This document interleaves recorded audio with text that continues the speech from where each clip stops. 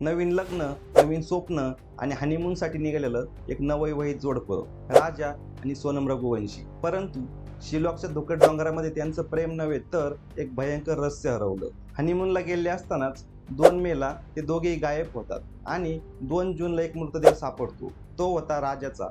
आणि त्यानंतर एकच प्रश्न उठतो की आता सोनम कुठे आहे? 11 मेला दोघांचंही इंदोरमध्ये धूमधडाक्यात लग्न पार पडलं होतं. नवरदेव म्हणजेच राजा ट्रान्सपोर्टचा वारसदार आणि सोनम HR प्रोफेशनल, दोघंही प्रेमामध्ये होते आणि घरच्यांच्या आशीर्वादाने त्यांनी लग्न देखील केलं होतं. आणि हनीमूनला जायचं म्हणून हनीमूनचं सगळं प्लॅनिंग देखील सोनमनेच केलं होतं. तिकीट, बॅग आणि लोकेशन्स. सुरुवातीला त्यांनी कामाख्या देवीचं दर्शन घेतलं आणि तिथून मेघालय म्हणजेच शिलॉंगच्या दिशेने निघाले. 22 मेला त्यांनी मावळख या गावामधून एक स्कूटी घेतली आणि लिव्हिंग रूट ब्रिज म्हणजेच एक टुरिस्ट स्पॉटला एका गाईडसोबत त्यांनी भेट दिली आणि त्यानंतर रात्री एका होमस्टेमध्ये ते मुक्कामासाठी थांबले आणि तिथूनच ते गायब झाले. राजा आणि सोनम 23 मे पर्यंत आपापल्या कुटुंबाच्या संपर्कामध्ये होते. परंतु 24 मेला अचानकपणे दोघांचे मोबाईल बंद झाले. फार काळ मोबाईल बंद राहिल्याने कुटुंबाने थेट मेघालयमध्ये धाव घेतली आणि मग पोलिसांचं सर्च ऑपरेशन सुरू झालं. परंतु पावसाचं, धुक्याचं आणि डोंगराचं मेघालय इथं काही शोधणं म्हणजे जणू नरक यातनाच होय.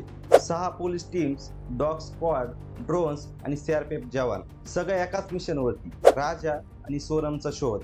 आणि याच तपासादरम्यान त्याच मार्गावरती एक स्कूटी पडलेली सापडते.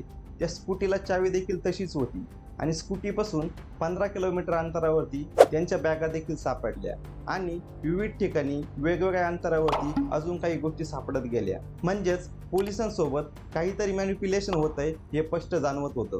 आणि अखेर 2 जूनला दुपारी 12च्या सुमारामध्ये ड्रोनच्या एका कॅमेऱ्यामध्ये दिसतो एक मृतदेह, तो देखील खोल दरीमध्ये पडलेला. मग जवान खाली उतरतात आणि मृतदेहाच्या उजव्या हातावर दिसतो एक टॅटू, राजा नावाचा, आणि तिथेच कन्फर्म होतं की हा राजाच आहे. परंतु विशेष म्हणजे मृतदेहाजवळ पांढरा ladies shirt, smart watch, mobile screen आणि ॲसिडच्या गोळ्या. म्हणजेच फक्त राजा नव्हे तर सोनम सोबतही काहीतरी घडल्याच्या या खुणा होत्या. आता राजा तर गेला, परंतु सोनमचं काय? तिचा अजूनही काही पत्ता नाही. तिचं अपहरण झालं, हत्या झाली की मग पलायन.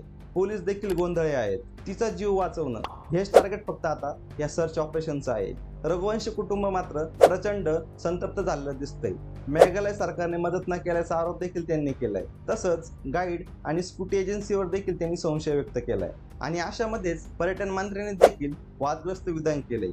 गाईड शिवाय जाण्यास बंदी आहे, मग स्कूटी दिलीच कशी आणि होमस्टेने नोंद कशी ठेवली नाही? अशा वाईट प्रसंगी पर्यटन मंत्र्यांकडून असं स्टेटमेंट येणं म्हणजे खरोखर दुर्दैव वय.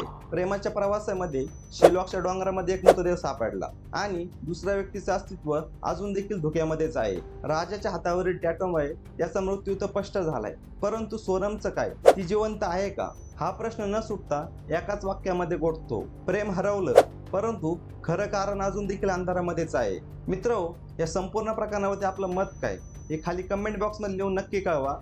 हा व्हिडिओ जर तुम्हाला आवडला असेल तर व्हिडिओला लाईक करा, शेअर करा व असेच माहितीपूर्ण व्हिडिओ या पुढेही पाहण्यासाठी आपला YouTube चॅनल महाराष्ट्र लाईव्हला नक्की सबस्क्राईब करा. भेटूया नवीन व्हिडिओसह. तोपर्यंत स्वतःची काळजी घ्या. जय महाराष्ट्र.